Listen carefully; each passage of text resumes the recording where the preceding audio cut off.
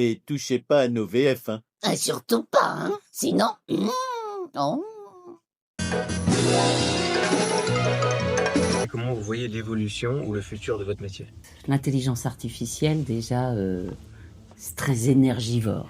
Déjà, à la base, je suis contre, mais on ne peut pas aller contre l'évolution, bien évidemment, de la société. Et elle Mais va des servir à beaucoup de choses, bien évidemment. En tant qu'artiste, intelligence artificielle, dans artificielle, il y a déjà artifice, ça veut dire que tout est faux. Et pour nous, artistes-interprètes, c'est difficile d'imaginer, évidemment, d'interpréter un rôle sans nous, notre présence, notre voix, notre âme, notre cœur, dans toute représentation et interprétation, il faut l'âme d'un comédien.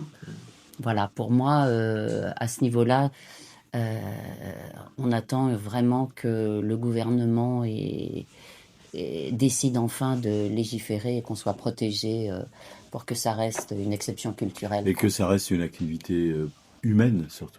On Voilà. a du mal à imaginer, par exemple, l'interview qu'on est en train de faire avec vous. Ouais, Avec l'intelligence artificielle. Voilà, donc je crois que l'intelligence Évidemment. artificielle, elle est incapable d'improviser, elle fait que puiser dans une base de données.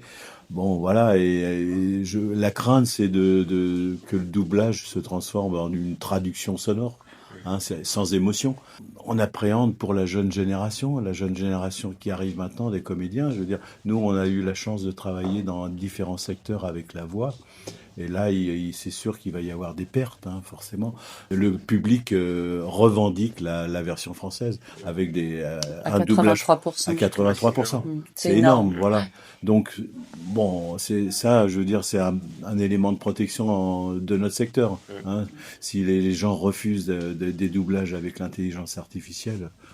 Le secteur est en danger, mais voilà, c'est pas faute de le dire, mais ça va vite, malheureusement. L'intelligence artificielle va plus vite que les décisions gouvernementales.